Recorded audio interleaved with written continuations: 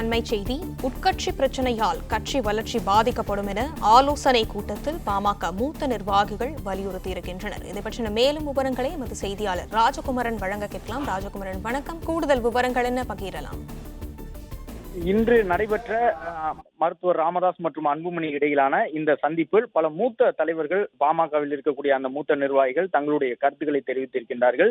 நேற்று முதல் நடைபெற்றிருக்கக்கூடிய இந்த மோதல் போக்கு காரணமாக பாட்டாளி மக்கள் கட்சிக்கு பொதுவெளியில் எந்தளவு செல்வாக்கு சரிந்திருக்கின்றது என்பதையெல்லாம் அவர்கள் எடுத்து கூறியிருந்தார்கள். பாமகவிற்கென வாக்களிக்கக்கூடிய இளைஞர்கள் கண்டிப்பாக வாக்களிப்பார்கள், அதில் மாற்று கருத்து கிடையாது. ஆனால் 2026 சட்டமன்ற தேர்தலுக்கான பணிகளை தொடர்ந்து முன்னெடுத்து செல்வதில் ஒரு தேக்க நிலையை இது ஏற்படுத்திவிடும் என்பதை அன்புமணி ராமதாஸ் அவர்களுக்கும் ராமதாஸ் அவர்களிடமும் வேண்டுகோளாக அவர்கள் முன்வைத்திருக்கின்றார்கள். அந்த அடிப்படையில் தான் இந்த சமாதானத்திற்கு இருவரும் வந்திருப்பதாக தெரிய வந்திருக்கின்றது.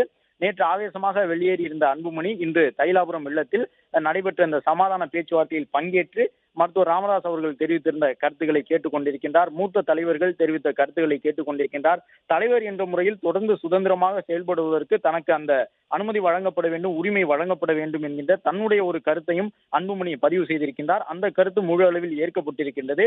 பாமகவை பொறுத்தவரை எப்பொழுதும் ராமதாஸ் வழிகாட்டியாக இருப்பார் என்பதை மூத்த தலைவர்கள் உறுதி செய்திருக்கின்றார்கள்.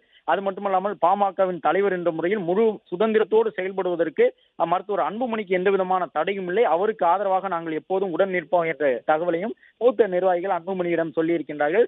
எனவே இந்த சமாதான முயற்சி தற்பொழுது கை கொடுத்திருக்கின்றது. நேற்று வெளியிட்ட அறிவிப்பு தொடர்பாக மருத்துவர் ராமதாஸ் அவர்களே அடுத்த அறிவிப்பினை வெளியிடுவார் என்ற தகவலையும் சொல்லியிருக்கின்றார்கள்.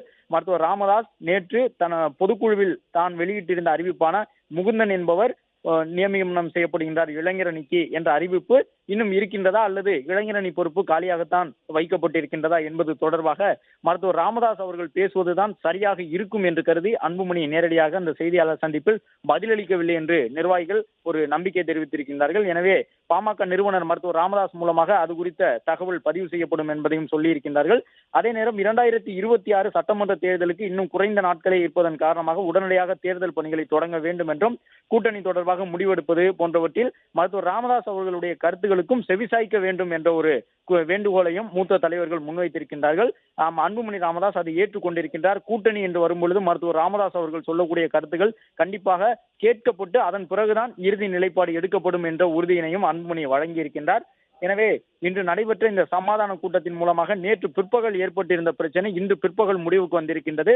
அன்புமணி மற்றும் ராமதாஸ் இருவரிடமும் ஏற்பட்டிருந்த அந்த மனக்கசப்பு தற்பொழுது நீங்கி இருக்கின்றது. தொடர்ந்து இருவரும் தங்களுடைய கட்சி பணிகளை மேற்கொள்வார்கள் என்ற தகவலையும் பாமக நிர்வாகிகள் நம்பிக்கையோடு தெரிவித்திருக்கின்றார்கள். அதே நேரம் இளைஞரணி தொடர்பாக இன்னும் அதிகாரப்பூர்வமாக எந்த விதமான தகவலும் வெளிவரவில்லை. ஆனால் நேற்று ஒரு முக்கியமான சந்திப்பு நடைபெற்றிருந்தது.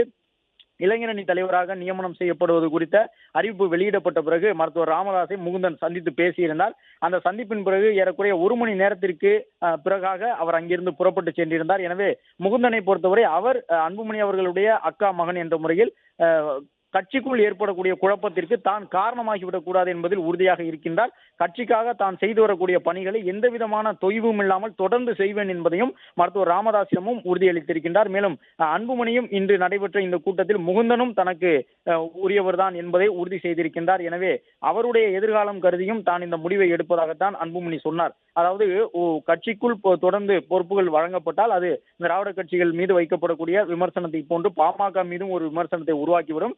எனவே அது தொடர்பாக ஒரு நிலைப்பாட்டுக்கு வர வேண்டும். எனவேதான் அதிகமாக உழைக்கக்கூடிய இளைஞர்களை கட்சியின் முக்கிய பதவிகளுக்கு கொண்டு வர வேண்டும். அடுத்தடுத்து கட்சி சார்ந்து பேசக்கூடிய அந்த அறிக்கைகள் சொல்லக்கூடிய கருத்துக்களை அவர்களும் பேச வேண்டும். ஊடகம் முக்கியத்துவம் பெறக்கூடிய அளவிற்கு வலிமையான 2ஆம் கட்ட தலைவர்களை மீண்டும் உருவாக்க வேண்டும். பாட்டாளி மக்கள் கட்சியில் ராமதாஸ் அவர்கள் ஆரம்ப காலத்தில் எப்படி 2ஆம் நிலையில் வலிமையான தலைவர்களை உருவாக்கி வைத்திருந்தாரோ அதே போன்ற தலைவர்களை தாமும் உருவாக்க வேண்டிய தேவை எழுந்திருக்கின்றது என்பதை மருத்துவர் அன்புமணி ராமதாஸிடம் இருக்கக்கூடிய அந்த மூத்த நிர்வாகிகளுக்கு தெரிவித்திருக்கின்றார். கடந்த காலங்களில் பாமகவை பொறுத்தவரை வட தமிழகத்தில் ஒவ்வொரு மாவட்டத்திலும் குறைந்தபட்சம் 2-3 தலைவர்கள் வலிமையாக இருப்பார்கள். ஆனால் கார்வெட்டி குரு அவர்கள் மறைவுக்கு பிறகு வலிமையான 2ஆம் கட்ட தலைவர்கள் பாமகவில் அடையாளப்படவில்லை. எனவே கடந்த காலங்களில் பாமகவின் வெற்றிக்கு காரணமாக இருந்தது அது போன்ற ஒரு தகவல் தான். அதாவது ஜி.கே. மணி, ஏ.கே. மூர்த்தி போன்ற பல தலைவர்கள் இருந்தார்கள். காடுவெட்டி குரு, பண்ருட்டி வேல்முருகன் உள்ளிட்ட தலைவர்கள் எல்லாம் பாட்டாளி மக்கள் கட்சியில் முக்கியமான தலைவர்களாக இருந்தார்கள். அதுபோன்ற இரண்டாம் நிலை வலிமைப்பட்ட தலைவர்கள் மூலமாகத்தான் மாவட்டம் தோறும் பாமகவின் வாக்குகள் முழுமையாக கட்சிக்கு கிடைத்தது. அதுபோன்ற இரண்டாம் கட்ட தலைவர்களை உருவாக்க வேண்டிய தேவை தனக்கும் எழுந்திருப்பதாக அன்புமணி தெரிவித்திருக்கின்றார்.